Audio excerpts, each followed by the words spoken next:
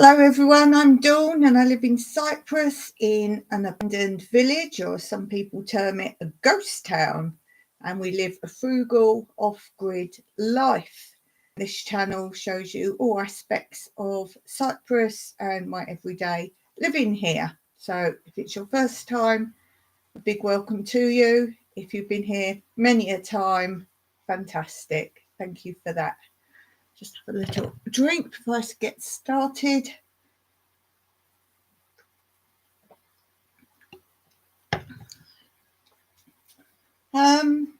Got some bits and pieces to chit chat about, but why I'm doing that, because I have no time at the moment, and you'll hear more about that in a minute if you don't already know. I really want to sort out my cross stitch. I've not long sorted it out. And what I do is I pick up out of the cupboard this when I want to just go and work on what I'm working on. Well, it's very heavy. I'm sure things have started to pile in there of cross stitch. It's supposed to be just the project I'm actually working on, that I can pick it up, take it outside and do whatever I'm working on. But as I say, so I haven't been doing any more to my cross stitch. Obviously, I'm very busy at the minute, so this week's a very different thing. But I'll go through this while I'm chatting to you and just sort out. Now I do have this in there, and this, I've got more than one of these, and this is my one that I do carry outside, and it should be just the colours I'm actually working with, not all my chosen colours, but as I do a project and I get colours out, I keep them in here so I don't have to find them. I've got, I don't know if you can see, oh, that's a pair of scissors gone. These are fold-up scissors. I don't know if you've seen these before, but I keep them, you fold them like this and then push them.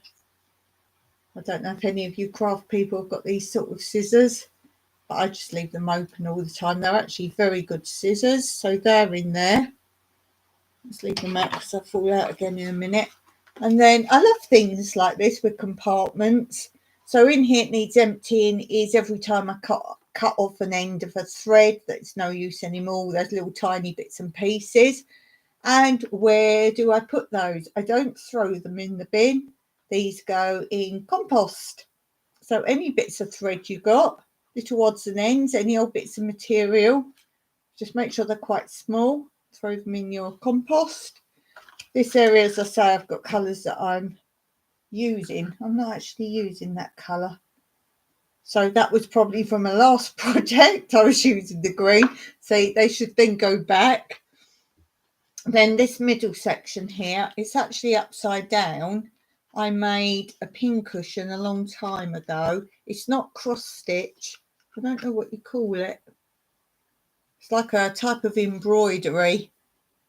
I made that, but obviously I keep it upside down, so I'm not pinning in the top bit. This was free with a magazine, some embroidery type magazine.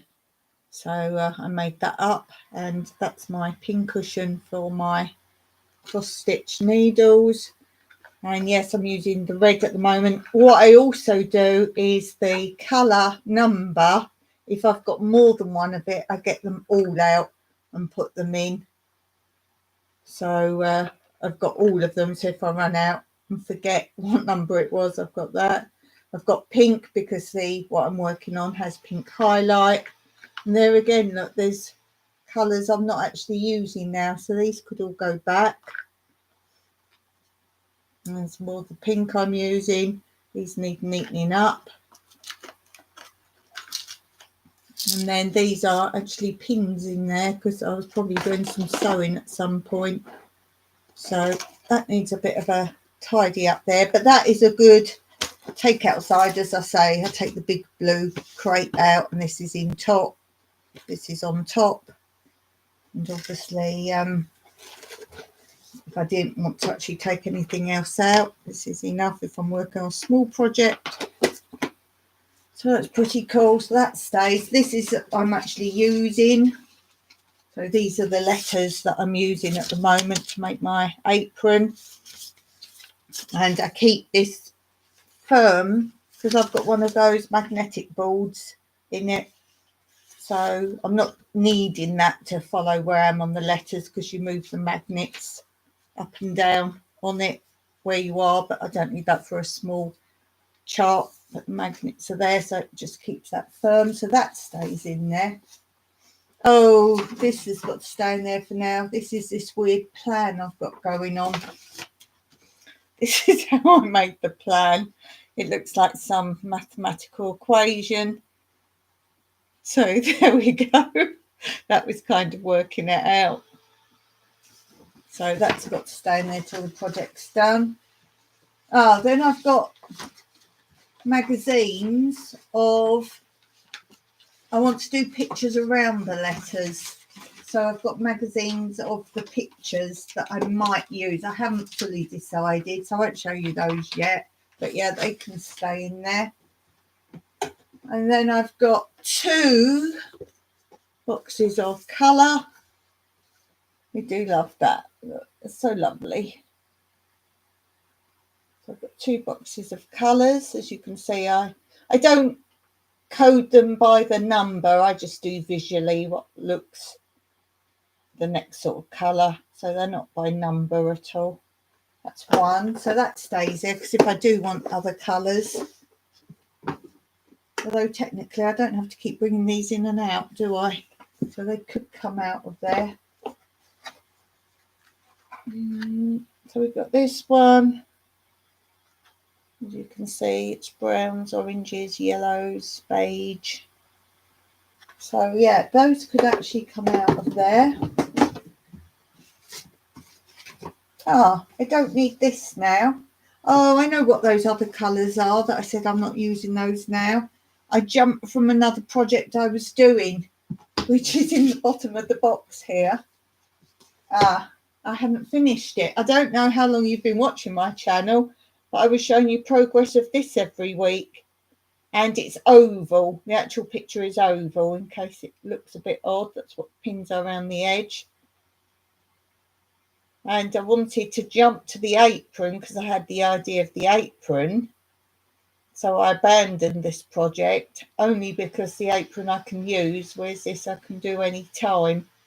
But that is really coming on nicely. And what reminded me was this water pump. The water pump there.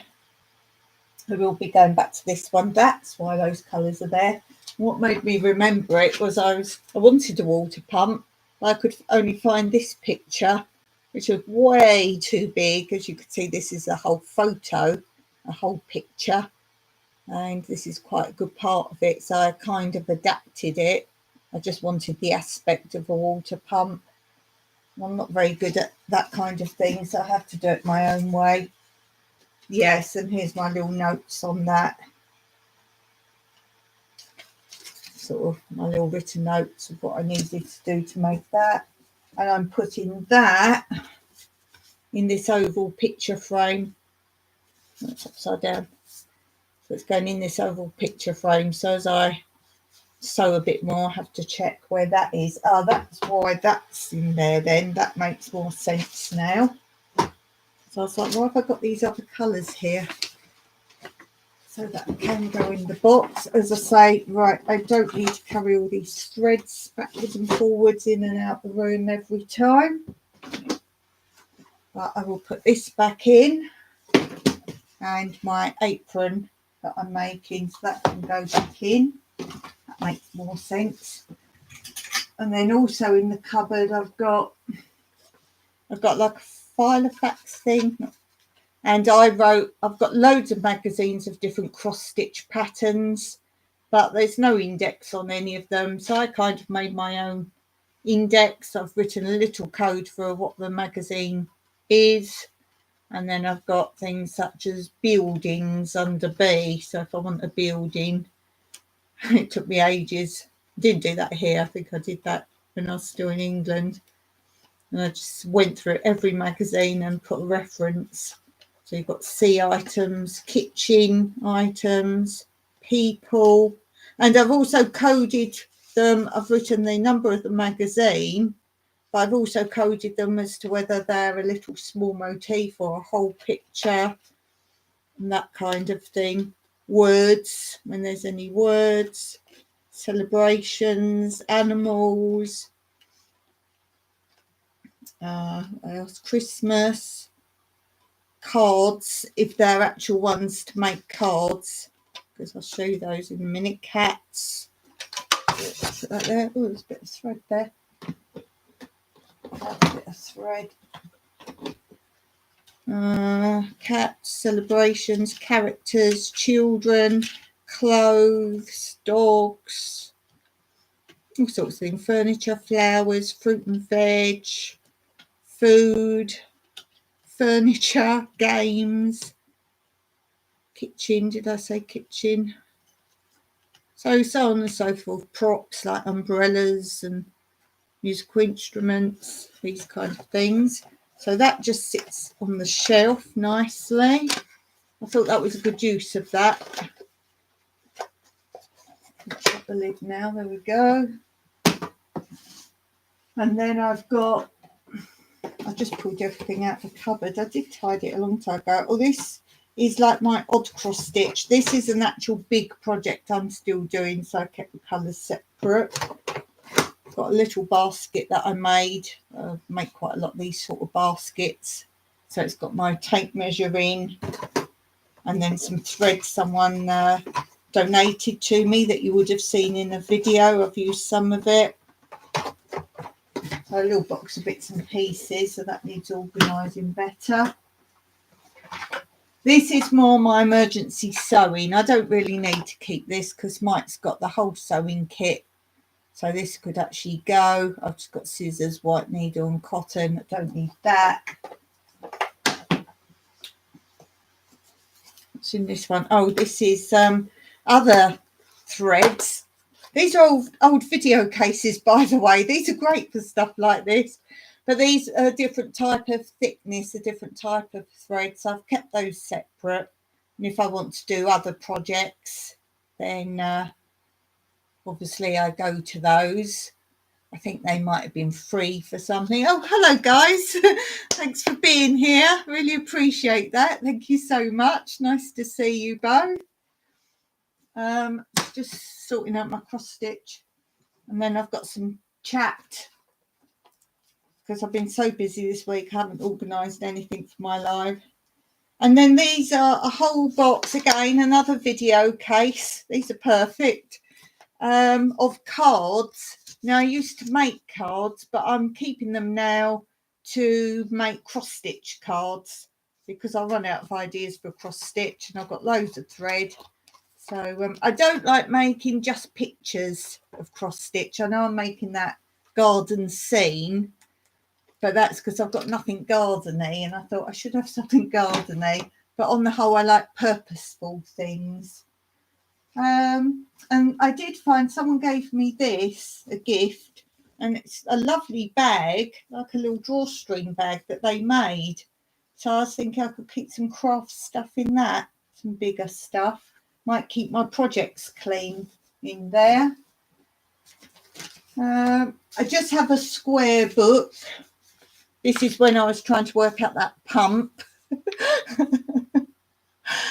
That's me. How I work out my cross stitch when I'm reducing something. I took part of it and I took the other part and I took part of the top and part of the bottom and see it sort of worked out if it looked okay. So I just on square paper work things out. Oh, like here that I've done little geckos upside down, little gecko, Mexican flag and Mexico. So that's, I just keep that in there. This is a project I said to you, I'm keeping separate the blue and white and brown thread. Again, this one's not quite finished. And again, it is a picture, but this I originally was going having my dance studio in England. Oops, never finished it. And that's the colour of the uniform that the girls had. So I adapted this. Again, that's not quite what it should have been. I'll probably find the picture in a minute. So yeah, these could go in that nice bag, all the projects. And again, it looks like another project not finished, but there's a reason for this. If you've been watching a long time, you'll know. It's a bag, and I ran out of the grey. And when I say I ran out, I haven't got any more, and I don't know the number of the grey. So I'm going to have to, I know you can order online, but I don't know what colour it is. So I'm going to have to find, there was a cross-stitch shop, well, there were two here, a long way away, but one's closed and the other one's only order online. So that's no good. So I'm going to have to find another one and literally take the bag with me and see if I can match the colour.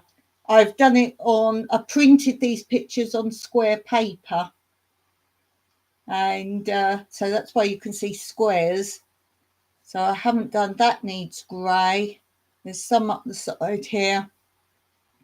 This is still his arm, so that's beige. Oh, and there's a bit here, look. Oh, quite a bit there. So I ran out of that, but that was so close to being done. So that's a bag. I think I've shown all these before. Fred and Wilma, yay. Hey, Barney. Oh, this is all bits of paper. This is working out that garden scene. I was finding pictures that I could use and then working out the sizes if they were in proportion. So that was a bit of an issue. Seeing if they were in proportion. Yeah, here's Fred and Wilma. These, now again, these are different sizes.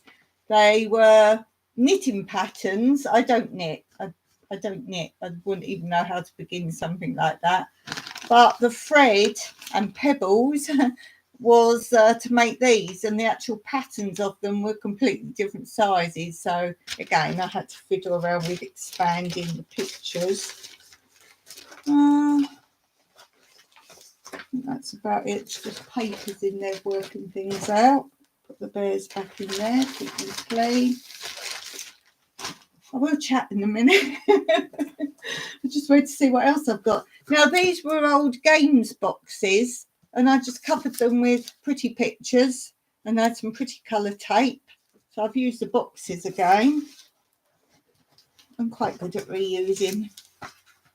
No one's better at reusing them than Shelley from Repurpose My Way. This is a kit I got, again, a donation from one of my YouTube followers, which I was grateful for, and obviously not started it. I really would love to start, but purely for the reason, as you can see, I need to finish other stuff first. But I'm really looking forward to that. Every time I get something new, I really want to do it, but I'm holding back. And then this I got somewhere. Don't know if it came with a magazine or whether I bought it. As I say, I like to make things that are useful. And it's some sort of luggagey label. My sister bought me this some time ago. So again, not used. But I want to turn them all into things. And then this I made for someone's wedding. But before I sent it, they cancelled their marriage. So I'm sitting on that. That took me quite a long time to do that one. It's quite intricate, actually, more than it probably looks. So I was going to say that's the unfinished box, but I've got some up there now unfinished. And then I've got another box here. Again, it was an old games box. And I found a pretty magazine picture. That almost looks like a puzzle box, doesn't it? That's the sort of picture you get in a puzzle. And again, I've got pretty tape, so I just sealed it on with that. What's in this one then? Oh, this is, I didn't have any Ada left. And again, that was donated to me. And I've got bits of Ada in there. So I've got little odds and ends of Ada in that one. What's in here?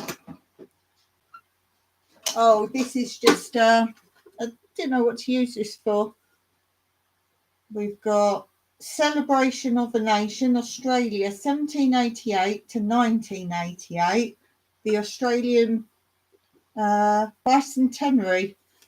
Someone sent me a sticker of that. Hang Loose. Dance Well Today. And then Cuddle a Chemist and See the Reaction. I Dance Well Today. Some little alien things. Experiment with a Chemist. So it's just a little, there's a funny sticker on the top. So it was a way of getting rid of stickers. I think this needs sorting out. All that's in here is, I used to make rag rugs. And I have the tool for the rag rugs. This I made at school. You had to practice embroidery stitches. So I made a snail. I was practicing different embroidery stitches. And that was obviously practicing on the sewing machine, all the different patterns. And then I've got some sort of belty thing. I had loads of these hair beads. These are like what you put on your, what do you call it, cornrows. But I've got tons of them, so I made them into a belt. So that really needs sorting. I will be sorting that. But that's about that. So that was all really to narrow down that big blue crate that when I go and sit outside and cross stitch, I don't want to take everything out that I don't need. I wanted to sort out what I could actually use from there.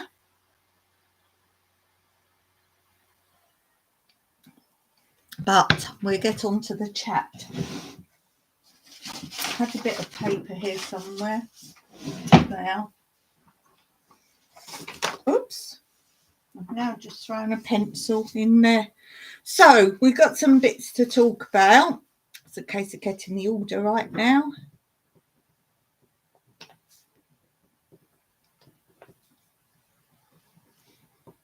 Okay, so what should we talk about first? Oh, first of all, I was talking a while ago about it's against the law now, yes, actual law, that they can no longer sell one-use plastics. Now, that started the very beginning of October, but from a date prior to that, they had been told about it. I think I did a whole live talking about it. I think it was 3 months. Watch while you're doing the dishes so I can craft without guilt and dirty dishes hanging out in the kitchen. Lovely. Yeah, so I did a whole live talking about no more plastics. So the dates and facts are in that one. And they did have some time to know about this. And they said there would be a set date, which was the beginning of October. And they said you can still sell what you've got in your stock room. And after that, you cannot import or sell or buy any one-use plastics. So obviously there's still a lot of them out there right now, but it really is actual law now that they cannot do that. So Mike's been looking because he does the shopping, and he said, oh, there's still like paper, plastic cups, one-use cup and all that. I said, well, there will be, but once they're gone, they're gone. So people have plenty of time to figure out what they're going to do. But he came back with this the other day.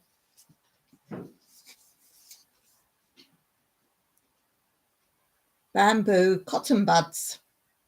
And he said, look, I've got those. So things are changing.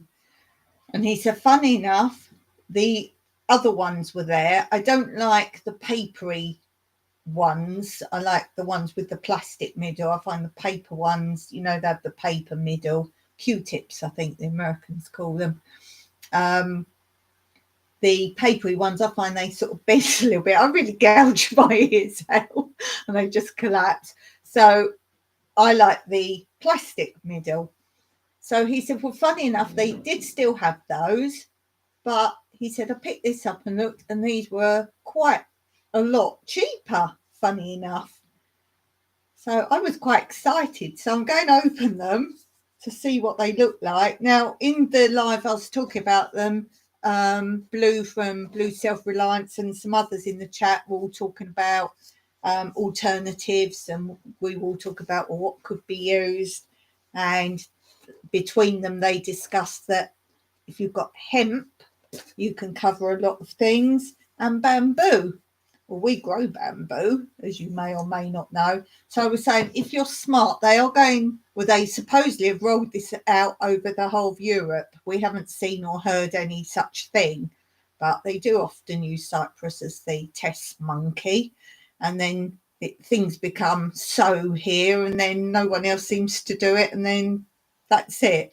But for now, they're definitely doing it. So I've said, well, supposedly it's everywhere in Europe. Therefore, if you're into business or you want to start a business, if this is going to roll out, then get into growing and making things with bamboo and other alternatives. And if you set up a business and get out there now, you're going to be laughing when people can't use other alternatives. So I don't know how well you can see that, but that is the bamboo cotton bud or Q-tip. And there's that. But as I was opening it, it's got two sticky half circles to seal it. Now, bear in mind, sellotape is plastic. This is very much like that. So there's a bit of a, in my mind, a plastic seal there. But I think it's quite a pretty box. I don't know if I can read the box because it's very dark. It's brown. And it's green on brown writing, which is ridiculous. 300 are in there. Biodegradable bamboo stem, 100% pure cotton tipped buds, kind and gentle. Oh, you kind. Ah, that's nice. Yes, Q-tips. Yeah, cotton buds. It's actually got that on there. Let's see where they're made. The other thing is, okay, this is cardboardy, so that's great. But I've been buying them in square, like that really hard plastic, and they've got a nice square hard plastic lid. And I use those for crafts and sequins and buttons. So I guess I could use these as well. Let's see. There's a warning, but I can't read it. It's too small. Do not. Wait, do not insert. They're not saying to your ears because that's why I use them. But do not insert into the nose or ear canal. Use only as directed. Keep out the reach of children, I imagine that would be. Doesn't look like children. Right, keep out of reach of. That doesn't say children. I can't see it. It doesn't say children. There's a funny letter first. Oh well. Product code. No, I want to see where they're made. Excuse me. I'm trying to see. Ah. Some of it's green writing, some of it's black writing, but it's on dark brown. I think that might say England. I think that might say England. Hey Neil, don't stick in your ear. No, don't stick in your ear. And the reason I've moved the light up a bit because it really annoys me that the light shines in my glasses. It's now it's off. Now it's on, now it's off. Shouldn't mess with things. And it's a stage trick that you actually raise the level. Oh, I've busted the light now. So I'm probably well dark now. Oh. Everything's dodgy around here. Interesting. I like knowing cosmetics. Yeah. Don't stick it in your ear. Nothing smaller than your elbow in your ear. Love it, Neil. Get ears cleaned by proper hearing specialist. It's just every day. I just have a little.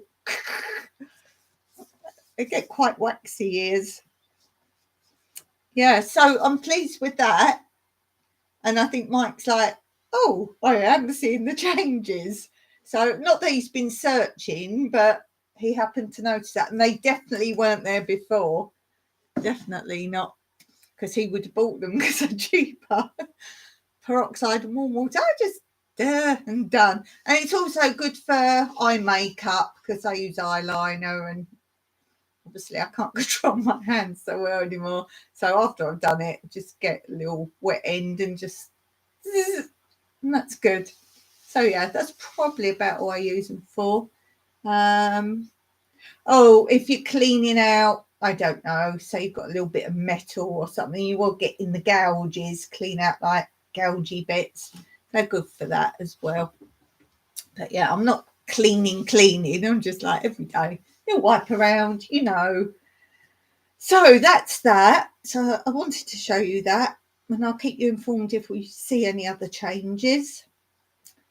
I think they got till February for everything to be changed. How's my toe doing? A lot of people have asked. Yeah, it's a lot better. Today I was standing on a slope, my toes down, my heels up, and I'm only wearing Crocs at the moment, but obviously pushing down on that was a little bit achy, painful, not pain. So yeah, a lot better. I'm walking around the garden. I wouldn't go on one of my long walks yet, and I haven't put like tight shoes on, but yeah, that's coming along. Looks a bit nasty. How's my infection? The pussy scab came off last night. Oh, like the things I'm telling you today. Big pussy scab, massive. And it was at that stage, it wasn't ready to come off, but half of it was off. And in bed, I thought, it's catching, you know. And I thought if I turn over and it rips it off. So I took the rest off like you shouldn't. And yeah, it's a clean wound, let's say. That's enough of that. So yeah, tomorrow Mike said, right, we'll go for the delayed date. And we've got a lot of messing around to do and driving here, there and everywhere, lots of bits. And then he's going to take me out for dinner. And I think it's a bit of a ploy on his behalf. He's there, so he's listening. But it's he needs me to go to the hospital. We've got to do some paperwork at the hospital. So it's the ploy to get me there, I think. So there. They've been doing the plastic bag ban for quite a while here in Maine. If I need bags, I go to New Hampshire. Their motto is live free or die. That's something I don't like about those kind of things. I think here was the same as England, I think, in the way that you couldn't have free plastic bags anymore, but if you wanted to pay, you could have the plastic bag. Well, either it's bad and you shouldn't have them, or you can have them. Not, or if you pay some money, then you can like ruin the environment. And I said before, I wish we'd gone to the grocery bag idea, like some of America still does, the brown grocery bags. Why has no one gone to that? I don't know. But there you go. Need to stop using non-degradable plastic. Yep, that's what it is here now. As I say, they're allowed to get rid of stock, but they have to prove with receipts. If someone comes around and says, well, they still seem to be selling loads of stuff, then they can look at their receipts. So, but I said, what about the tourists? They're going to be bringing stuff in for their friends and whatever else. So what's the point? If you live here, you've got to follow the law. If you've got access to other people coming in and out, particularly the English bases, they import all sorts of stuff in that's not allowed here all the time because they fly straight into the bases. So it's one rule for one rule for another. So they're never going to ban it. But then at least we're doing our bit. So yeah, no more one-use plastic. When it's gone, and it's finding alternatives, which we did a whole live discussing that. Yeah, so that's my date. got some bits and pieces to do, all sorts of things. So what have I been doing? Well, going around the garden was because I've started to pick the olives. We never pick the olives this early. Never, never, never, never. Normally towards the end of November, if not the end of November. I think one year we picked them into the start of December. And because it's still warm here, so they're obviously still ripening off. But we had, was it last week? Yes, last week we had this storm. We never get rain in this region in this time of year, and we had like I think two or 3 days of really sharp, heavy showers and wind. And if the olives are ripe, and they were overripe, a lot of them, because we've had excessive heat wave, so it made them, if you sort of brush past the tree, they'd all just fall off. And obviously in this wind and rain, a lot had fallen off, so they'd be wasted if you didn't get them to the press. So I said, right, well, I've got to pick them. And the reason, I've said before, I know we've never had rain this time of year is because, as I say, I don't pick the olives till at least near the end of November, and 9 times out of 10 I get sunburn. The only time, as I say, we picked them going into December one year, and I do remember I had to come in because there was a little shower and then come back out again. It was sort of in and out trying to pick them. So yeah, I have burnt across the back here. It's so since that rain, we've had no more rain. It's been glorious again. So I'm out there picking the olives. They do a paper bag option in places. I have tons of reuse bags I use. Yeah, as I say, a little bit sad because a lot of the plastic stuff I reuse. So yeah, that's sort of sad in that respect. As you saw, all these old video cases, how old are they? And I'm using them. Paris Climate Agreement was signed by 198 countries in 2015 to get to neutral carbon footprint by 2030. It's not a debatable thing anymore. No, I don't know if you were on, Neil, when I was saying this, no more one-use plastic here. It's actually been made law in Cyprus. They say it's all of Europe, but as Cyprus said, they asked for being a small country and we can't suddenly make loads of factories making different stuff. We asked for a 3-month extension. Now, they said, funny how no other countries in Europe seem to be doing this, so they should have started. Even if they got an extension, they would be doing it by now like we are, but we'll see where that goes. But yeah, it's actual law in Cyprus now. So we'll see where that goes. I mean, what they're going to say to tourists, you can't bring plastic in because you can't throw it away. Take it home with you.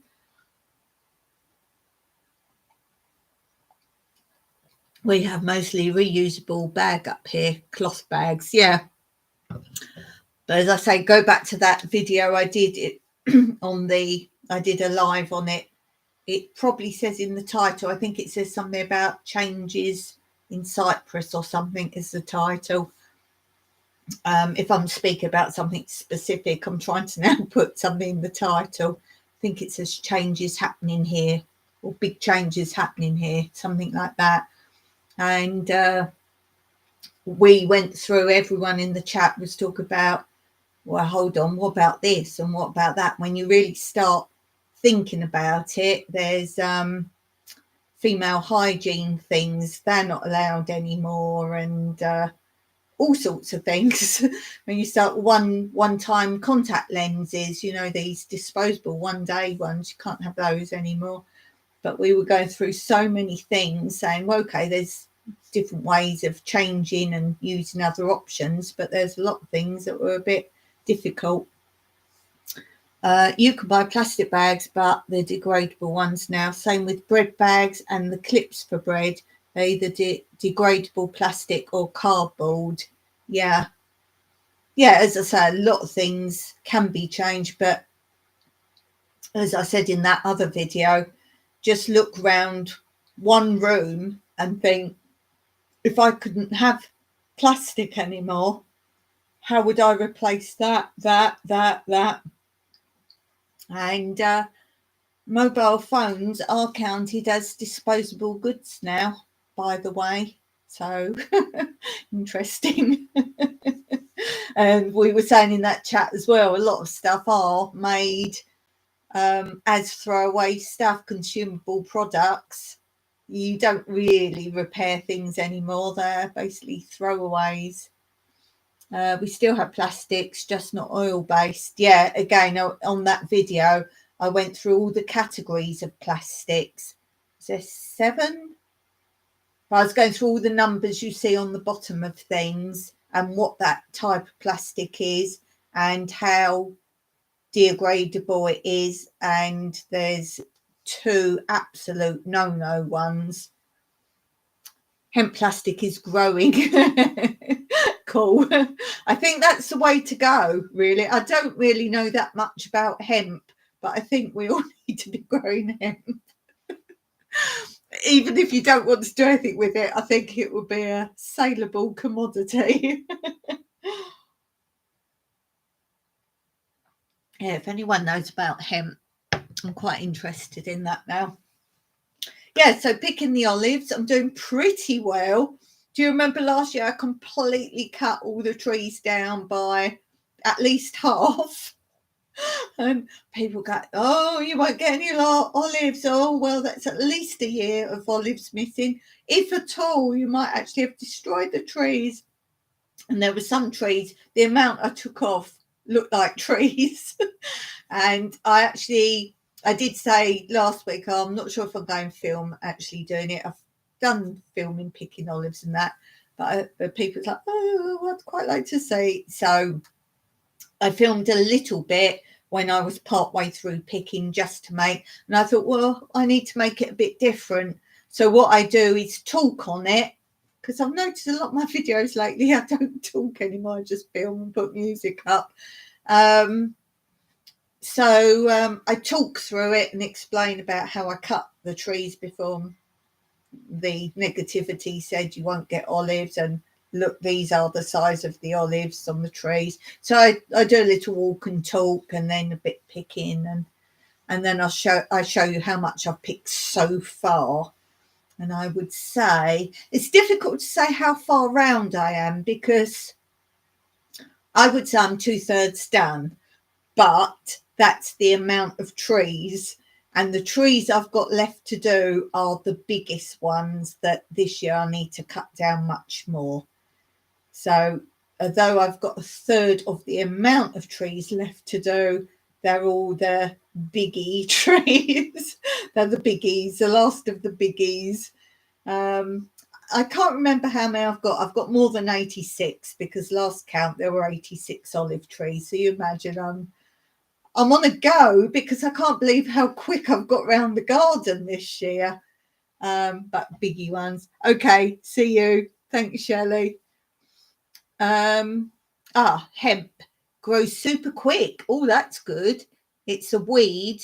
You can't get high off hemp. Fibre, very close to cotton, right? I get you can do all sorts of things with it. Yeah, apparently you can make almost anything out of hemp, so I'm told. That was what I got out of the last chat. And yeah. Yeah, so that was that, really. Picking the olives, as I say, 1/3 of the amount of trees and areas left to do. I've got the last area, the last part of the lower olive grove where the biggest ones are. Still got that to do. And I've got 3 really big trees. 3. I've got, 2. I've got the one by the swimming pool, which if you look at any videos with the swimming pool, the big one you'll see there, I've got that one to do. There's another big one near there that's by my rabbit cages I grow in. So if you see the olive tree right there, that one to do. There's another one in that area. Oh, by the sweet corn, where I'm growing the sweet corn and the broccoli. That's not a massive tree, but I've got one. So I know that area, I've got those 3 left to do. And down the far end of the olive grove, there's probably another 3, 4, 5, 6, maybe another 8 trees down there to do, which doesn't sound a lot. That sounds pretty good, but I've been whizzing round, so I'm really pleased with that. Lots of uses and always growing. Sounds good. Get shunned because it's related to cannabis, right? And that's why you said you can't get high on it, is it?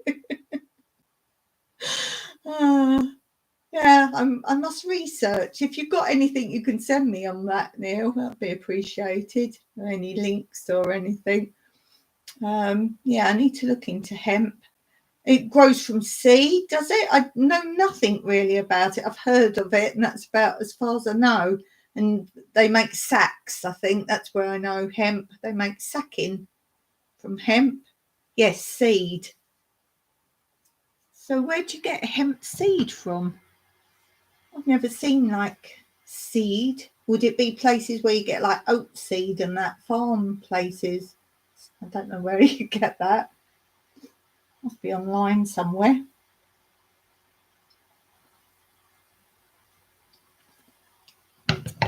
But then we can't technically import seed. So I don't know where we could get that from. I'd be interested in that. It sounds like it's because you say it's technically a weed. Would it go sort of wild? So you'd have to contain it. In some bird seed. Oh, right. Even some bird seed, you'll get hemp seeds. Yeah, I can figure it. Even some bird seed. Oh, hemp seeds. It's got to be good for you then. You eat it then? Must be. I'm assuming it's don't know where you'd get it from. Does anyone out there actually grow hemp? If you do, do let me know. Neil, you're really good. You're always full of info for me. Neil is the person who answers my questions.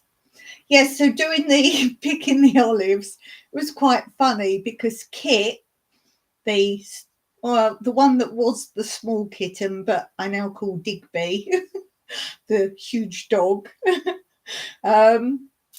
So he's the newest cat that we've got of the 4, and he's been a little monkey lately. I'll tell you about that in a minute.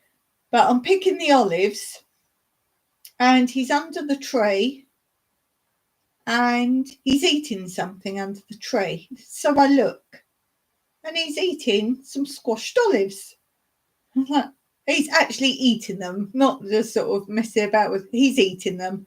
I'm like, oh. And he's looking around for more. I've never seen a cat eat olives.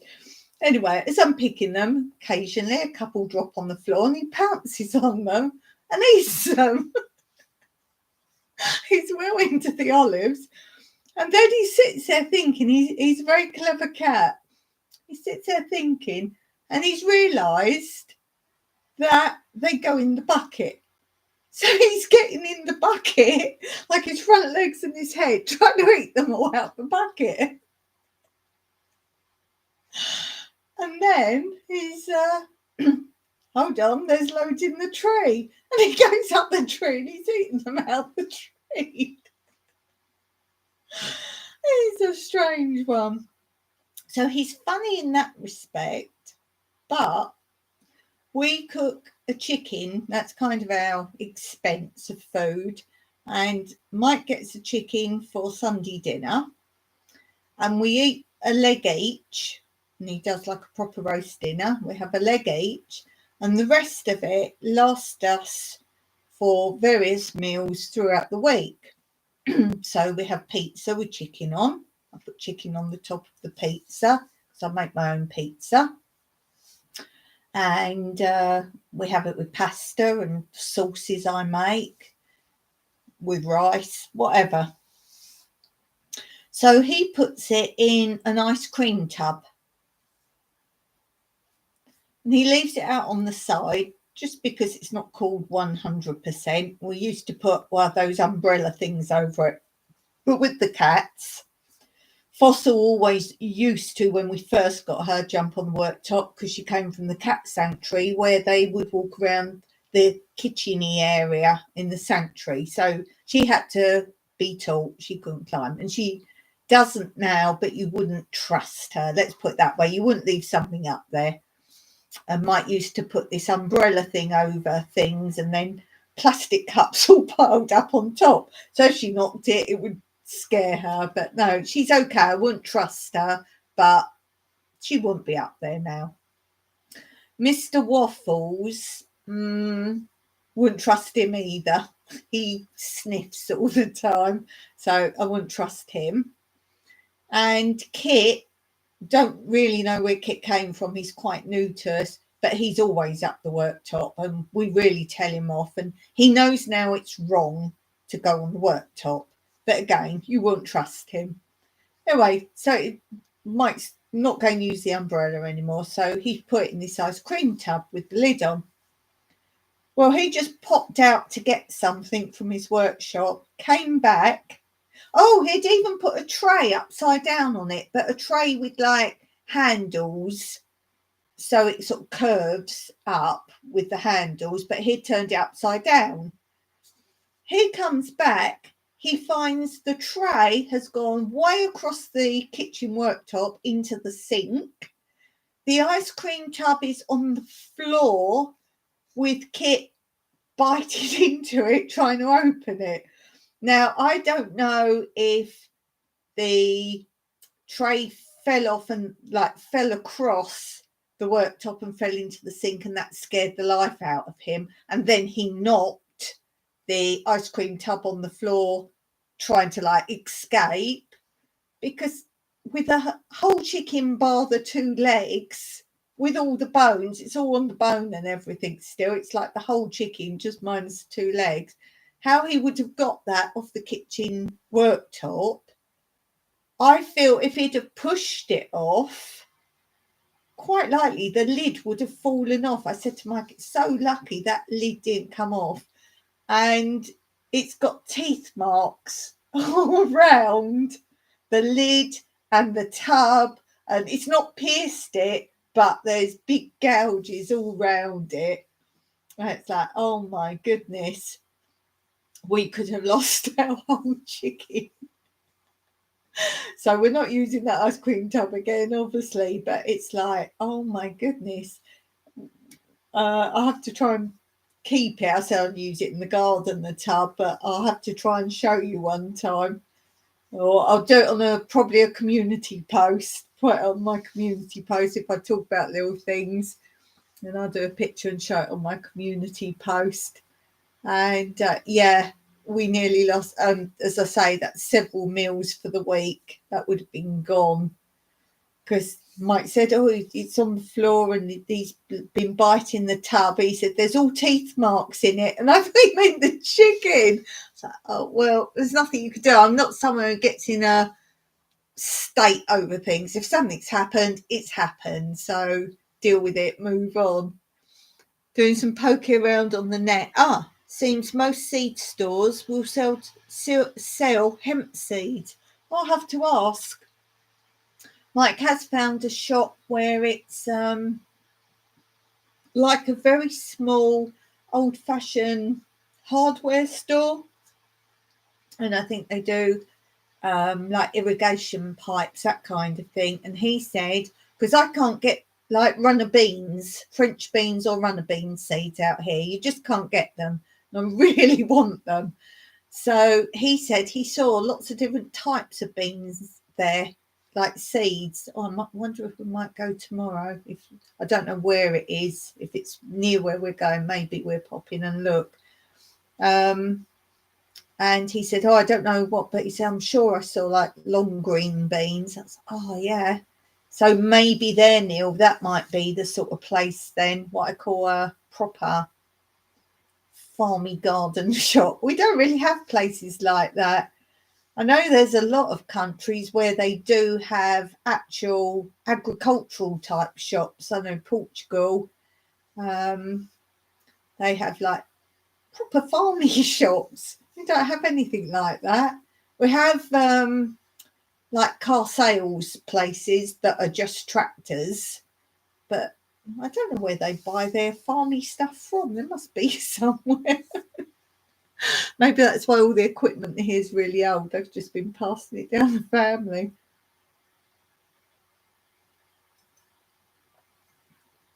Yeah, so there's that. And then, if you recall, our volunteers, our workaways, we've had 3 now that have let us down very recently. One, it does say all in the write-up that you will need a car or get yourself out and about, because they have to buy their own food, as they only do 3 hours here. They have to do their own food, so you'll need a car because we're not a taxi service. I don't drive, so you'll need a car to get your food and get yourself here and go out and about. You only working 3 hours here, so you want to go out and about, surely. You don't want to come here for, let's say you're coming for 3 weeks. What, you're going to sit here for 3 weeks? I think you'll need food and want to see Cyprus. So the first one said, oh, I didn't read that. So could you actually drive me around? And I said, we do Airbnb, which is, guess we used to do it as bed and breakfast, but it's just like accommodation, holiday accommodation.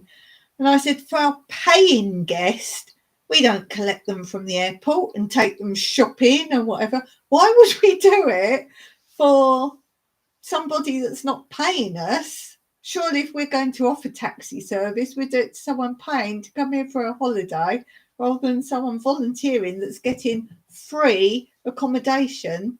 So they're basically getting free holiday accommodation for a little bit of help. Healthy dose of protein are omega-3, fatty acids, fibre, antioxidants and minerals to the body. Sounds really good. Hemp seeds are considered allergy-free more than any other seed. They contain the perfect balance of essential amino acids for sustaining good health and provide a healthy dose of protein, omega-3, fatty acids, fibre, antioxidants and minerals to the body. It helps if I read them in the right order. Oh, very interesting. Very interesting. Yeah, so that was one workaway. Another one. Oh, sometimes they just say, right, we want blah, blah, blah dates. Can we come? You say, yes, you can. That would be really great. And you never hear from them again.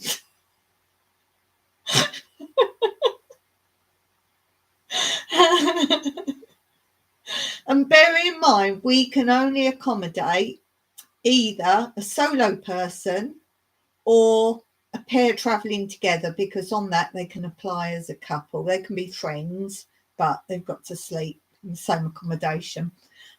So bear in mind they've read that, and then they're fishing around other places at the same time. But so many of them don't even tell you they're not coming. So what I do now is basically say, if you want those dates, definitely, then return a message of confirmation you're definitely wanting those dates. But then, I mean, that's what WORKAWAY say. Well, if you do that and then if they let you down, you can report them. But the fact is, if they still just didn't turn up, or they could make excuses why they didn't come, they've just taken that slot. And normally I'm searching for someone right now because someone to help olive picking. And I think I say in my video of picking the olives this time that thank goodness I cut all these trees down. I couldn't have done it all by myself. Again, I just couldn't. I couldn't do it. So that's the title of today's video, is something about I'm doing it all by myself or something like that. So I said to Mike, well, I've got to pick them all because of this storm. He's away doing a community project, helping somebody else get their business up and running. And I said, thank goodness. I mean, it was a lot of power last year going around sawing down. And there's no chainsaw or anything. This is hand sawn by me. I couldn't use a chainsaw anyway. But plus, some of the places you have to get in, you couldn't have used one. I have seen somebody else using, it's like a mini, I would call it a girl's chainsaw, because I can't hold heavy tools anyway. But it looks like for people like me that are a bit feebly, can't hold these heavy machines, older people maybe, and it's like, I said to Mike, oh, it looks a bit naff is the word we use, a bit, is it a bit Mickey Mouse, we say, is it a bit Mickey Mouse? And he said, no, I know that brand. And he said, no, it seems quite good. So I think he's going to look into it and see if we can save up for that, because that'd be quicker, because I'm hand sawing big trunks and everything. He's now got a chainsaw working. So all that I chopped down last year, hand sawed, he can now do with the chainsaw to make into logs, but obviously not for this year. So as I say, luckily I did that because I'm doing it all by myself, 86 plus olive trees, picking by hand, and there's none of this vibrate, shake all the tree, let them all drop. There's lots of reasons which I've talked about on my other olive picking videos why we wouldn't do it like that. We wouldn't get the quality olives that we get. You can sell it, or you can have it made into olive oil, or you can do 50-50.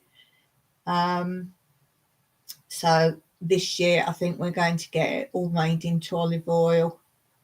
Hey there, Squirrely. That's a lot of work. Yeah, you will go back and watch those. When I put, it won't be the next one up, it'll be the one after, because I've only just edited it today. When I put that up, underneath that video, I will put all the links to all the other ones where I sawed them all down by hand and all the rest of it. I called it Groundhog Day, not the groundhog as in the animal, but from the film Groundhog Day, where he kept repeating the day again. It seemed like the same day again. That was me last year, every day out there, sawing down another olive tree. Next day, out, sawing down another olive tree. But as I say, I'm so glad I did that, because I've had to do it all by myself, picking this year. And today, that I've only got a third left to do, I've got another WORKAWAY wants to come and help pick the olives. I'm like, no, because we picked them so early this year because of that little storm we had. I'm like, I'm nearly done, but I do have plenty more things you can come and help me with. So I'll see if he replies. Glitter bombs to you. Because my vision, I've been a shut-in for a long time. I spent much of the last 20 years learning about anything and everything that comes across my mind. That's why you're so great for me, because you're my little walking encyclopedia. Everyone goes, hey, Siri, or whoever that other one is. And I go, hey, Neil. And then Neil gives me the answers. Alexa, that's the other one they say, isn't it? Alexa. So, yeah, that's Neil. Yeah, actually, Squirrely's quite facts as well. We found that out from watching Jimmy's channel. Yeah, you know a lot of, you're like me, Shirley, you just know lots of weird, obscure things. Mr. Robot, like Neil. Yeah, I just go, hey, Neil. Oh, dear. Total factoid. Oh, I like that word. Is that a real word? I like that. Factoid.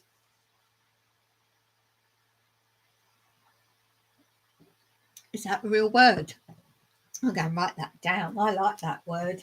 We should call Neil that. Factoid. Factoid Neil. Do you like that, Neil? Factoid Neil. It could be. It could be. Is that, oh, it could be, or it could be. I did get the emphasis on that with you going, oh, it could be, or it could be. Oh dear. So yeah, I've got plenty jobs for workawayers. It's a guy on his own. He's a journalist, and the reason he wanted to come and pick the olives is from New Zealand.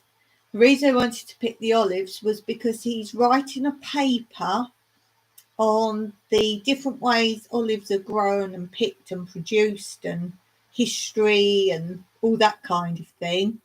And also he wants a lot of historical facts and things about Cyprus. Visit my channel. So that's how I put, obviously, had to pick them early this year. Literally will be finished by the time you want to come. He wants to come, I've got it here, 14th November.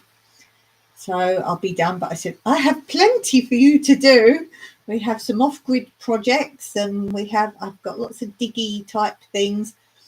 I've got 2 old baths. They've been here when we bought the place. And in one, I've always grown asparagus, but there's also giant-sized pepper trees in there now. Yes, pepper trees. Pepper trees. The other one, I've grown random things in it, but it needs a total dig out and a restart. It's whatever the guy had in there. You know, there's no soil here at all. So whatever he'd put in there, it's never made a proper good growing compound. And last year I put a little bit of the horse manure in and just the top of it sort of dug it in, but it wasn't enough. It needs to totally come out and me put my growing compound in that I've made. So it needs, now I've got the fork that Mike bought me, it needs a guy to come and dig out that whole bath. Yeah, not a job I want to do. It's not soft. That's why I say I don't know what this growing compound is he's used. And the only thing that's grown in there really is Mexican chilies. Well, I've got those elsewhere now. I'd rather put really good stuff in there. Factoid Neil says, factoid in American English, single fact or statistic variously regarded as being trivial, useless, unsubstantiated. That's what the dictionary says. I think we've all taken it as a good thing. Factoid as in someone who comes up with the facts. Well, trivial, that means useless facts, really, doesn't it? Useless.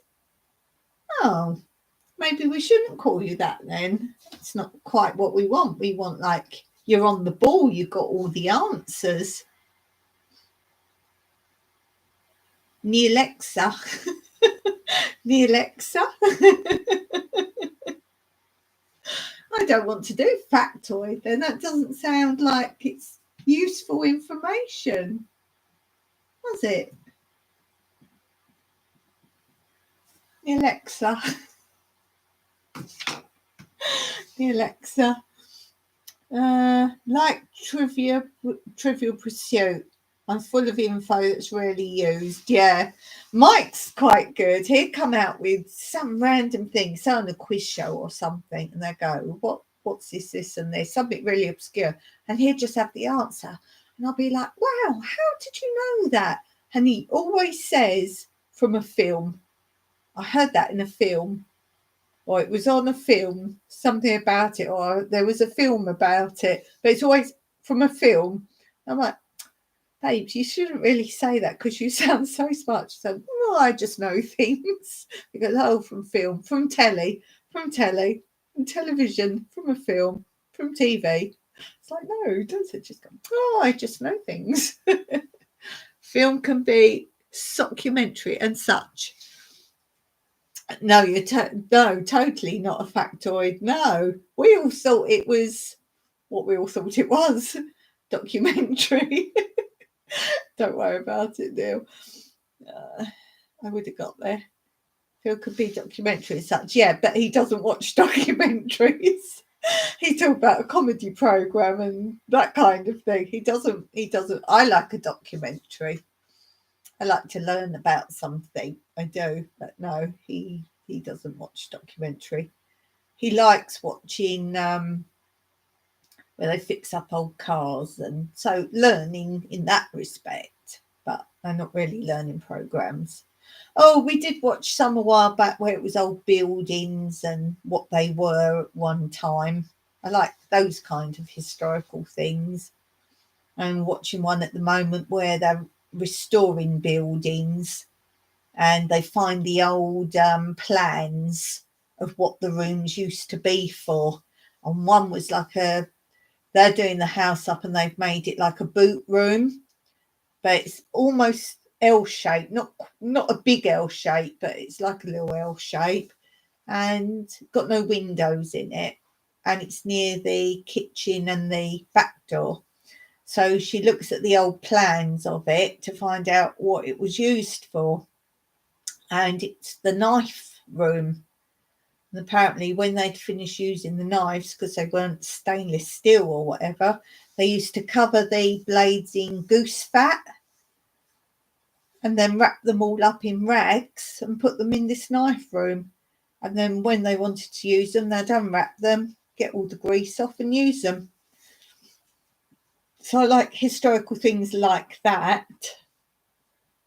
Not so much into historical of like royalty and that kind of thing, or buildings and the like the American subways or the French metros. In England it's just called the Underground, and the Underground, there was a program about there's all old tunnels that aren't used anymore and old corridors that you wouldn't know were there and what they're for and where they go to, that kind of thing. Yeah, it's back to with me, the houses and that kind of thing, buildings and houses, and yeah, really like that sort of thing. But yeah, we've decided we all knew the meaning of factoid then. That's a shame because that does sound quite good, but no, not factoid. I have to come up with another word for it. So yeah, hopefully I've got this WORKAWAY coming. Who knows? This will be the fourth one. As I say, I've been 3, mess me about. What a lot of them do is fish. They put their dates out. They don't just say, oh, we're just seeing who's available. They said, really like your place. It's just the sort of place I'm looking for, blah, blah, blah. And they're doing that to several other hosts. Okay, if they can accept loads of workers, and that, as I've said before, they put them in like dormitories. It doesn't matter if someone doesn't turn up. But when that's all I can accept and they're taking that place from somebody else, it's not right, really. They should apply to one. I was thinking about putting only apply if you're not applying to anywhere else, but that makes you sound like you're an awful place and you want them to be scuppered and have to come to you. I think it was something my sister called me when I was thought it meant nerd. Yeah, I don't know if it's a common word, but the word for nerd in that the English use is boff. Do you use that word? Oh, thank you. I did get that one, squirrels. I think it was something my sister called me when I was smart. I was trying to figure out what letter was wrong. Smart. Thought it went nerd. Yeah, we say boff. Boff. Geek, yeah, that's what Boff is. Boff is a geek. I've been a geek and a nerd before it was cool. I paid attention. Oh, I like that. Yes, paid attention. I think you learn if you have something you're interested in. That's got to be the forefront. And secondly, if it's at school, you've got to have a good teacher. You can have the most amazing subject, but a really poor teacher, and there's no point. 100%. Yeah. So, and you could have quite a rubbish subject you don't like, but a teacher can make it interesting. Teaching isn't about passing across the facts and information. Teaching is knowing how to teach. I'm so poor half the time, can't even pay attention. What were you talking about? That's funny, Neil. That's hilarious. Oh dear. That's got to be as good as an Ashley joke there. That's very good. So poor half the time I can't even pay attention. Love it. Love it. Oh dear. World history was worst subject, but I love it. Yeah, we had to do it. Right. When I was at school, my older sister was in the same high school. She was 2 years above me, I think 2 years above me. And you had to make your choices of what subjects. And our subjects were in England are very small amount of choice. And you had to do a certain amount. So she said, oh, do history, she said, because she said, we're doing the kings and queens of England. She said, it's really easy. It's just like learning their stories and the timeline. So I was like, oh, that sounds all right. I'll do that. So I did put down history. Well, I went to the first class and there was a new teacher to the school. And she gives out these thick books. I'm not joking, like that, thick textbooks. And she said, you have to learn all that for the course. And she was the worst teacher I ever had. But she said, I was looking at the book. I went, I think I'm in the wrong class. And she went, no, this is A-level history or whatever it was. And I was like, no, it's kings and queens. Oh, not this year, dear. She said, not this year. No, I don't teach that. It's politics. Oh, world politics at that. So you had to know the politics from, I can't remember what year, but from a year to present day. And you had to know basically anything that happened in politics in any country from whatever the first date was. It was quite way back. It was pre Second World War. Might have been from First World War. Might have even been before that. Oh, it was before that, because there was, I remember we had to do, when was Rasputin? It was even before that. I'm trying to think what was the earliest thing I had to learn about. It was even before that, because that was Nicholas and, about the Tsar and all that. So it was before even that, because that wasn't the first thing we did. So it was even dated before that. But anything of any country, I mean, that's such a wide expanse of stuff to learn. And yet my sister had done the same level, just had to learn about kings and queens of England, like their little story and who preceded her and their story. I was like, that's hardly fair. And to me, yes, some females do like politics, but when you're like 14, does a 14-year-old girl really want to learn learning about even your own country? That was but the work we had to learn about China. I remember there was a lot about China and Mousy Tongue and all sorts. I was like, at 14, I didn't want to be doing that, particularly when I'd only taken history because I had to make up the subjects, and my sister had said, oh, that's really easy.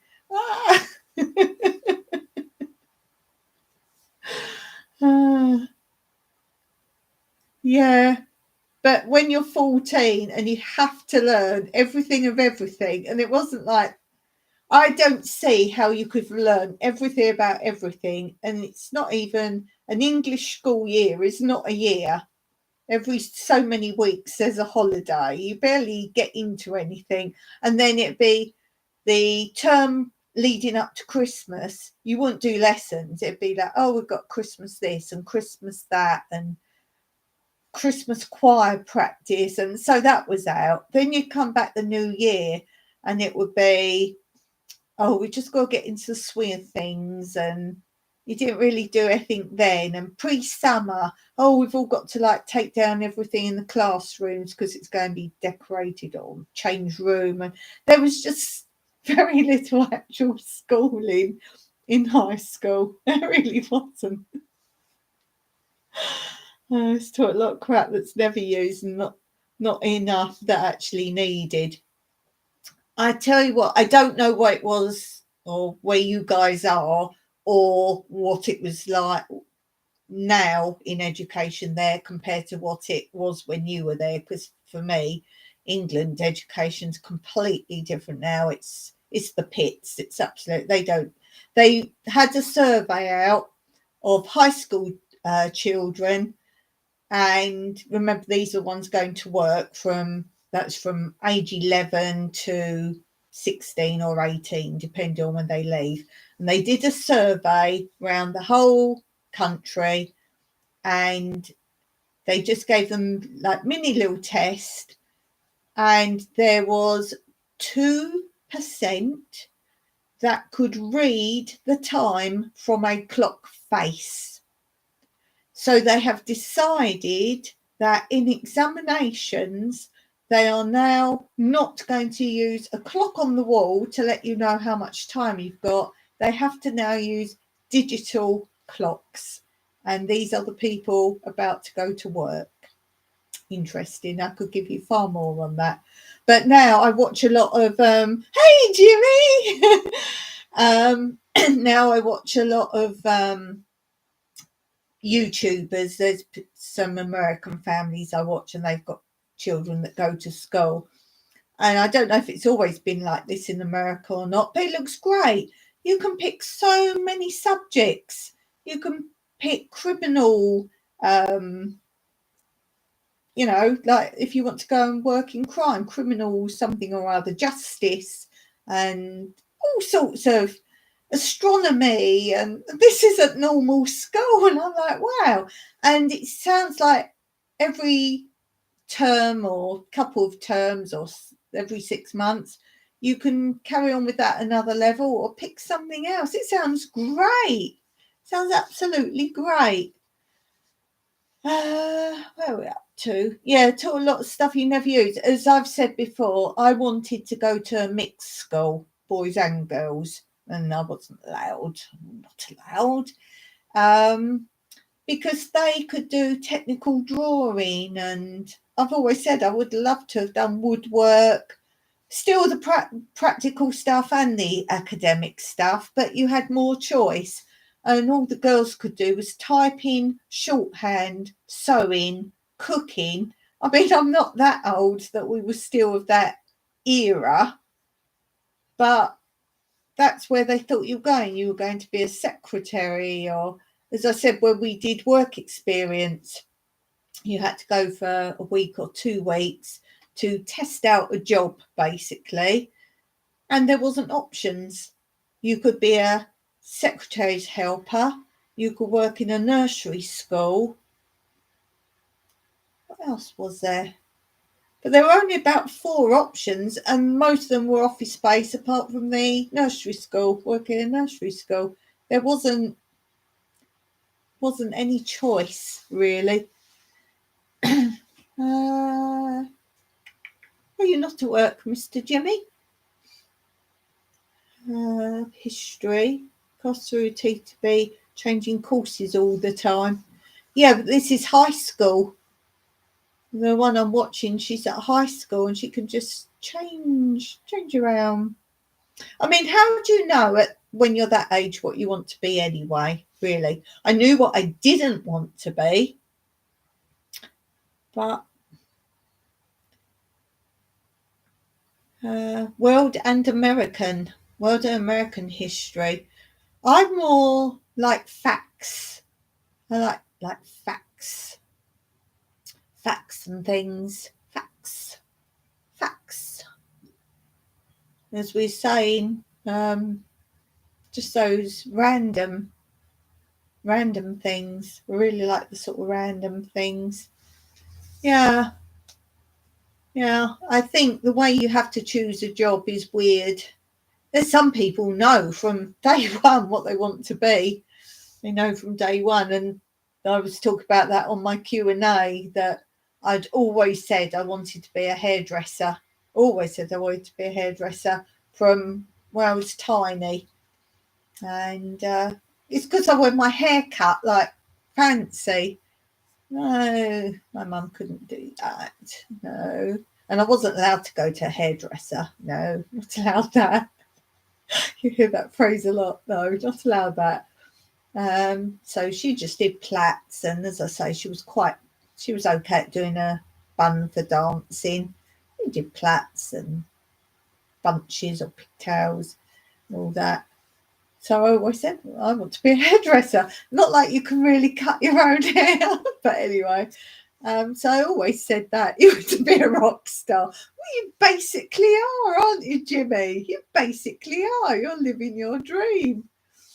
What did you two want to be? But how do you know? You've just come out with these things, but an actual normal job, how do you know without experiencing? I like in Mike's time, used to go and learn a trade. They always learnt a trade, which I think is something to always fall back on anyway. I think you should learn to play an instrument. I think you should learn computers and that kind of thing. And I think you should learn trades. I think those three things are the most important. Never imagined I would become a firefighter when I was in school. Oh, so how did that occur then? Oh, I just assumed it was something you, being male, it's one of those things, isn't it? Spaceman, firefighter. Oh, so how did that occur? How did that occur? I'm really interested now. I just assumed you were to be it, and that was it. I started college to become a welder. Interesting. And stumbled on firefighter from a friend. Oh, cool, welder. At least you can point out if it goes wrong now. Neil says, I'm jack of all trades, master of none. Learned and done a little of everything from one to another. Yeah, sometimes that's a good thing to do. I joined a volunteer and I fell in love with the fire service. You certainly do, don't you? You can just see your passion there.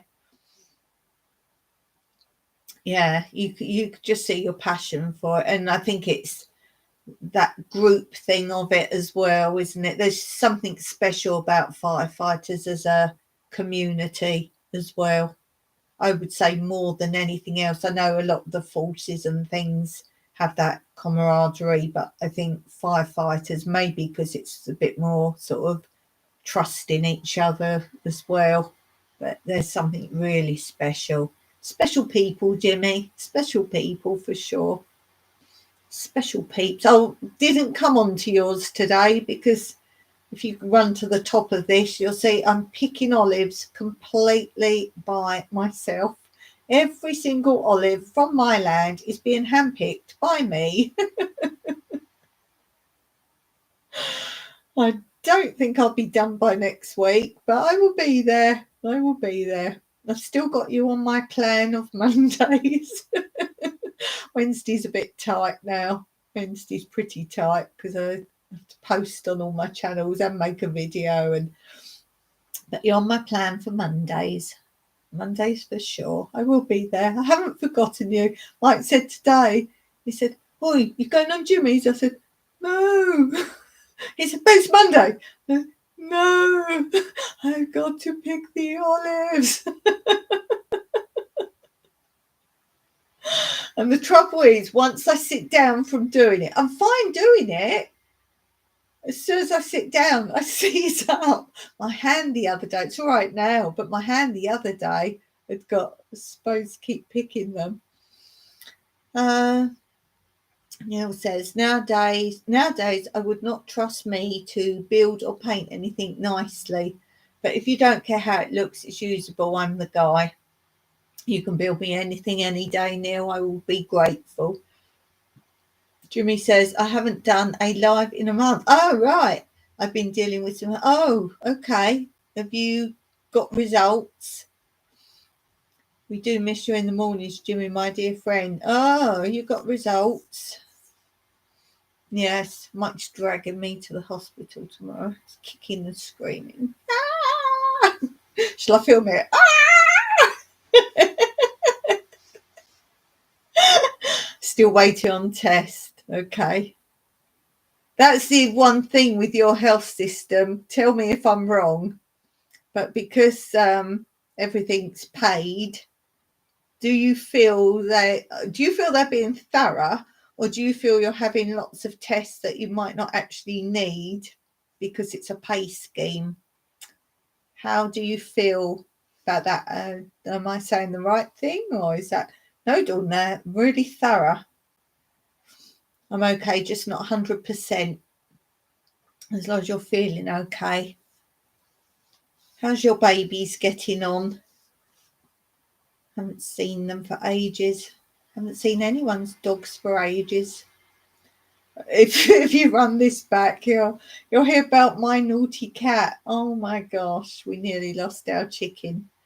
Food chicken, not animal chicken. Well, it was an animal once. It was an animal once. Yes. But yeah, very naughty cat. And I was saying about how it's eating the olives. It's eating the olives. It's weird. The cat is eating the olives. It's eating them off the ground. And then as I was picking, they kept dropping down. And it's like, oh. And Kit goes round and eats them all. And Kit also tried to get in the bucket and eat them out the bucket, head and front legs in, try and eat them out the bucket. And then I was telling him off, don't get in the bucket. So he goes up the tree and starts eating the olives off the tree. He's absolutely eating completely the olives. I don't think they could be good for him. Cats will eat what they need. Well, obviously he wants some oil. You know what? If I get some of our olive oil and put it in his bowl, we go, no thanks. I think the system is okay. I don't believe they try to all do unnecessary tests. So insurance companies that get in the way of having treatment, right? Molly and Sophie doing fantastic. Oh, lovely. Lovely. That's super. I was thinking about you today, Neil. Could you have a guide dog? Have you covered this before? Because there's a radio show I listened to, and they were talking about gifting guide dogs, like in your will, like when you die and you've got no one to pass your stuff on to. You can actually have it written in your will that you can gift a guide dog. And I thought, oh, I wonder if Neil could have a guide dog. I don't know if that would be of use to you or if that's a situation. Need to run, have my lunch. Oh, it's lunchtime for you, isn't it? 7 o'clock at night here. Good to see you. Hope to catch you soon. Bye-bye. Let me know, Jimmy, when you're back, won't you? Because I will try and be there on Mondays. I love seeing you. Thanks for popping in. Appreciate that so much. Oh, lovely. Thank you. No, thank you. Thank you. I think that's how I met Shirley. Did I meet you, Shirley, on Jimmy's? I think I did. I can apply for a guide dog, but I live in a small apartment on the second floor. I would not do that to a dog. Or downstairs neighbour. Oh gosh, the neighbour be complaining about that. Yeah. Yeah, that's a shame, because I think I assume that would be of help, even if it's a comfort more than anything. Yeah, they use all sorts of dogs now. Used to just be labs and golden retrievers. There was another one. They seem to always use those ones, but now they seem to use so many different types now. So many different types. So yeah, aids are good. I lost all my aids. But the benefits of moving away from the aids actually probably was a benefit in the long run. There is that. Anyway, so what have I posted? Oh, let me just look. As I say, I will post the olive one. It won't be the next one, because when I post one, I posted today, then I write up what the next one's going to be. So I've already done that before I made it. Dogs are great if you're out and about a lot. I'm a shut-in, basically, hermit. So on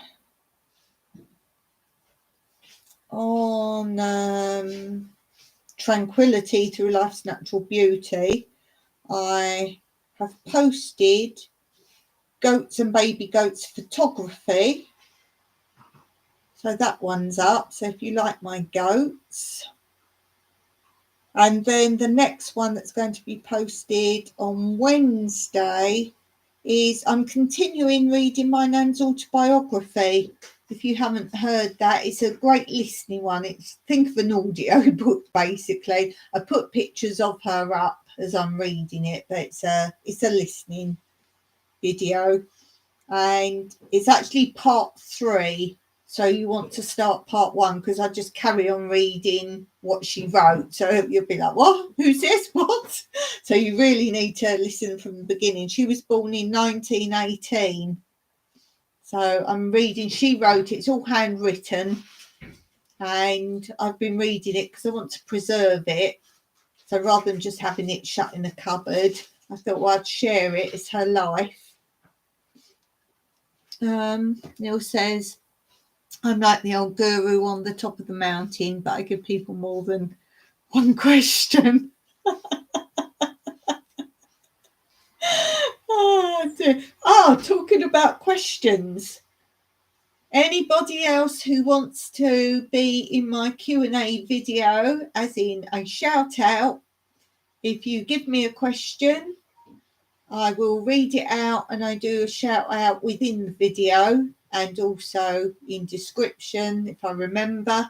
But in the actual video, I put who asked the question, the channel name. So it's a great way to get other people to go on your channel. And if you want to ask me a question for that, put it anywhere, send it anywhere, put it under any video, but do put it's for the Q&A, or else I'll just be answering your random obscure questions. Could be anything you like. And if you're not sure how I did that format, look back at my last Q&A. I really enjoyed doing it, answering questions. I've got a list of some ready to go. Probably get a few more in and then I'll make that video. I love answering questions. So just put a question when you think of one. You can do more than one question. Oh, I've just realised there's a weird thing up there. I've never seen that before when I've done a live. Ooh, there's a weird thing up there. Oh. Oh. I think that's a new thing up there. I would have spotted that before. Weird YouTube. Yeah, so as I say, if you want to ask me a question, you can ask me more than one. And I'll do a shout out to your channel. On my main channel, I'd posted the pruning all my citrus and fruit trees. Don't worry, you don't see me pruning every single tree. You see me start doing that, plus harvesting the carobs and how I use them. If you don't know what a carob is, I link a video under that to show you what carobs are and what they're used for. And then I've just posted, funny enough, we were talking about snakes, my last live. So I thought, oh, I've got this video I haven't ever posted. Snake skin found on our land in Cyprus. It's snake skin of a black whip snake, and it's pretty long. I actually go up and down a couple of times because it's within, you know how they push through and that's how they get their skin off. And the first time I did it, I wasn't sure you saw all the skin where it goes behind some overgrowth. And so I pan up and down a couple of times. But the funny bit of that is I've actually used it as a thumbnail. The head of the skin, you can really see the eyeball shapes. So you can just look at that if you like. Just look at the thumbnail. It's really bizarre. So that's a snake skin one I put up. And then the next one to go is 3 new pallet wood projects all in one video. And it's changes and additions at our Cyprus homestead. So we've done, well, Mike's done 3 different things he's made with pallet wood, and he's kind of making them all at the same time, but you see what he's doing in the video. Do you hear YouTube's giving the community tab to everyone? Yes, because people keep asking me. Someone said, I've only got 20 subscribers and I've got the community tab. Yes, because they've realised it's to draw people to your channels. It's been a little while now. Changing the custom URL channel links. Yeah, don't get mixed up with URLs and your channel handle. They are 2 completely different things. So you're still going to have your URL, but you're also going to get a handle. So for example, you might not know my URL. Some people have already got what's officially their handle. It's basically when your channel name is your URL. But some people like me never had that. You just had a URL for your channel. So you'd want to look up my channel. You wouldn't know what my URL is, whereas some people already have their handle as part of their URL. So you'd go, oh, New Beginnings, My Everyday Life, blah, blah, blah. Now, the reason they're doing this is because the handles, people are nabbing other people's channel names and making it the link to their channel. This is why they've done it.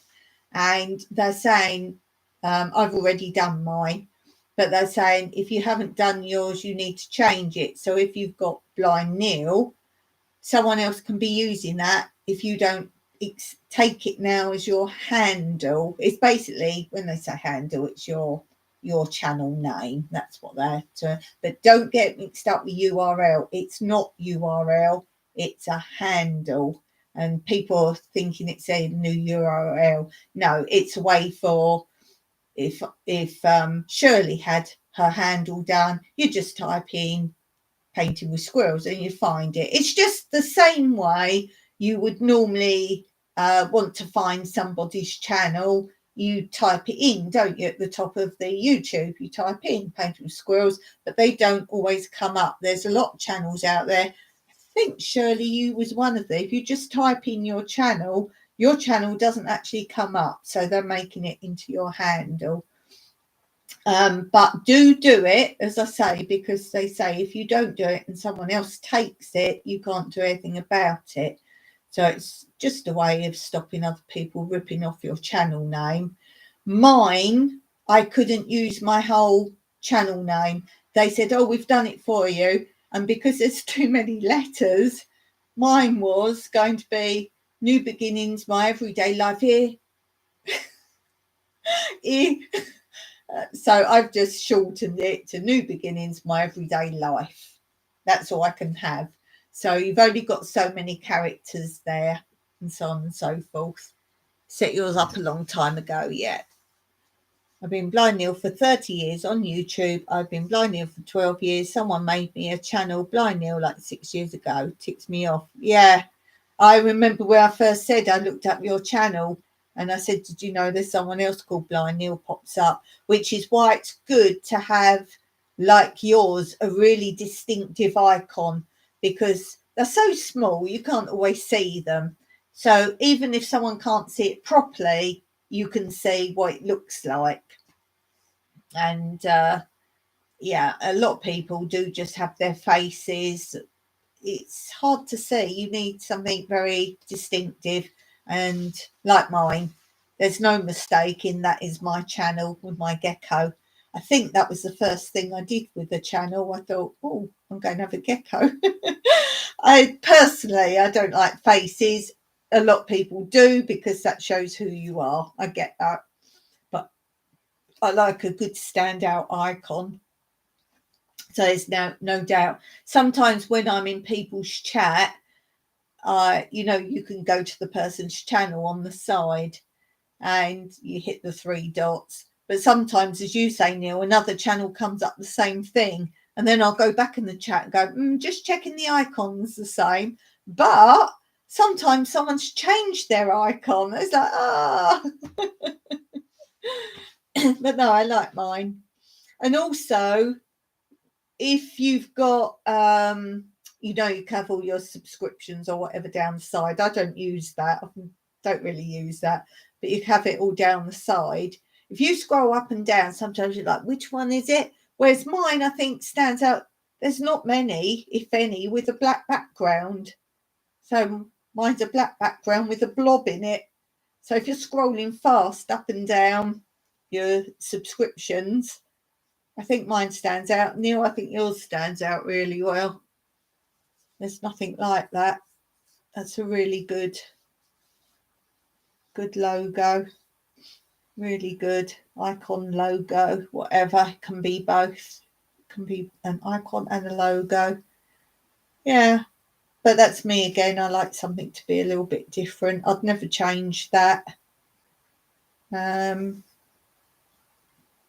did try and go in that Teesprings thing years ago, before it was a thing.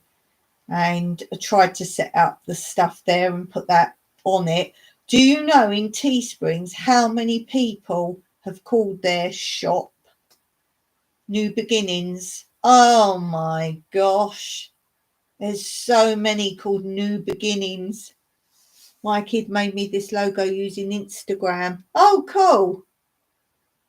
Mine's a photograph I took. That is the photograph. It was on this window here. I've got a window here, and it was at night. And most nights, a little gecko goes running up there. Can't be the same one, surely. But since we've lived here, little gecko goes running up there at night. It's actually one of those, what we call the house ones, the pinky skin colour ones. So it must be family. And because obviously the light's on in here, and then moths go on the window, so you go and get them running up there. And I took the picture in here, turned the light off here, had a flash, and obviously it looks like a black background. So he's actually from my window where I do YouTube. I do my lives. So I think that's quite funny, really. Oh dear. Yeah.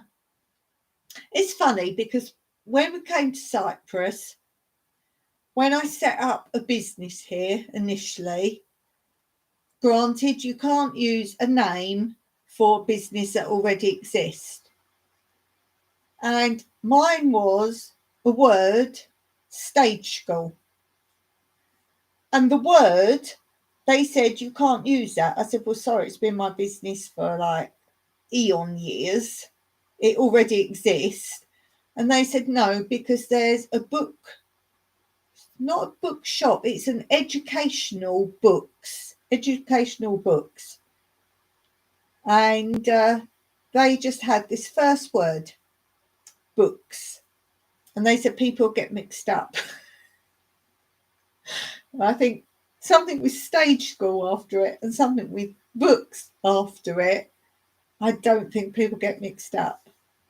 But as Mike said, how does this exist when you've got his dad's surname, his stepdad, was McDonald's.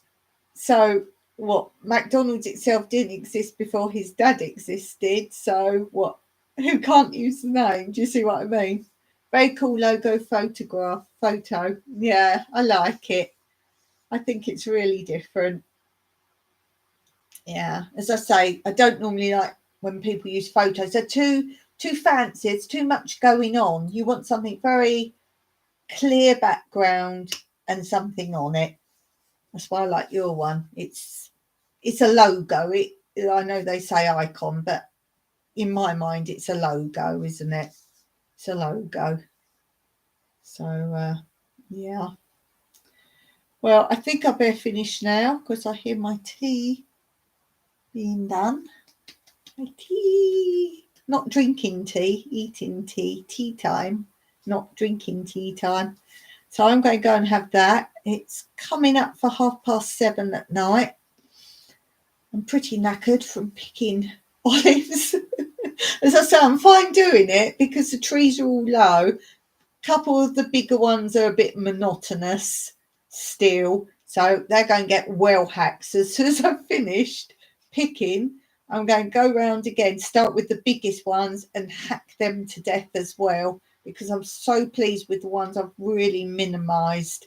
And they've got these big bullets, you'll see in the video. They've got these absolute big bullets on. So that's I want to get on and saw these trees down. So it's not like, oh no.